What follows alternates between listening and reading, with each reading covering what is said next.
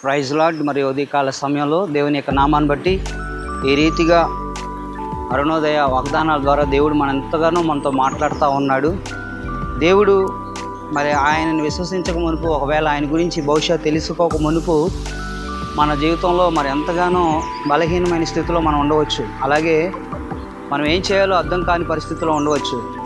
మరి ఇహలోక సంబంధమైన మన ఆలోచనలతో అనేక విషయాలు సంపాదించుకోవడం కొరకు మనం ఏదో ఒక మార్గాన్ని ఆలోచించి ఉండొచ్చు, కానీ అది మన పట్ల ఏమాత్రం కూడా ప్రయోజనకరంగా ఉండకపోవచ్చు. కొన్నిసార్లు చాలామంది ఇట్లా నిరాశ కలిగిన వారు చాలామంది ఉన్నారు. బైబిల్ గ్రంథంలో ఒక భక్తుడు ఉన్నాడు, అతని పేరు యాకోబు. మనం అనేక సార్లు యాకోబు కొరకు మనం జ్ఞాపకం చేసుకుంటూ ఉన్నాం. మరి ఆయన రాకమునుపు అనగా అతని యొక్క జీవితంలో తల్లిదండ్రుల నుంచి ఆశీర్వాదాలు పొందాడు, కానీ అది ఏమాత్రం కూడా అతనికి ఏమీ సౌకర్యవంతంగా లేదు. కానీ అతని మార్గంలో పారిపోతుండగా దేవుడు అతనితో దర్శించి మాట్లాడినప్పుడు ఆ మాటలు విని మరి ఎంతగానో దేవుని దగ్గర తన యథార్థ ప్రవర్తన ఒప్పుకున్నట్లుగా మనం చూస్తున్నాం.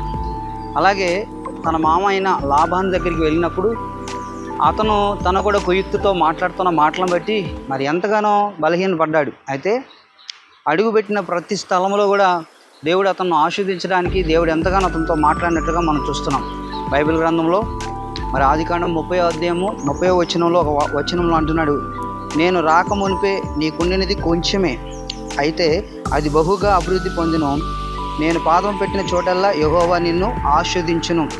నేను నా ఇంటి వారి కొరకు ఇప్పుడు సంపాద్యము చేసుకుందును అంటున్నాడు. అంటే దేవుని యొక్క నామాన్ని బట్టి మరి ఇప్పటి వరకు కుయుక్తి కలిగి ఉన్నాడు. మరి ఇప్పుడు ఈ సమయంలో దేవుని యొక్క నామం పట్ల అడుగుపెట్టిన ప్రతి స్థలం ముందు దేవుడు ఎంతగానో తనని ఆశీర్వదించినట్లుగా మనం చూస్తున్నాం. మరి దేవుని యొక్క ఆశీర్వాదం కొరకు మన ప్రార్థన. కొద్ది మాటలో దేవుడు దీవించును గాక. Amen. God bless you all.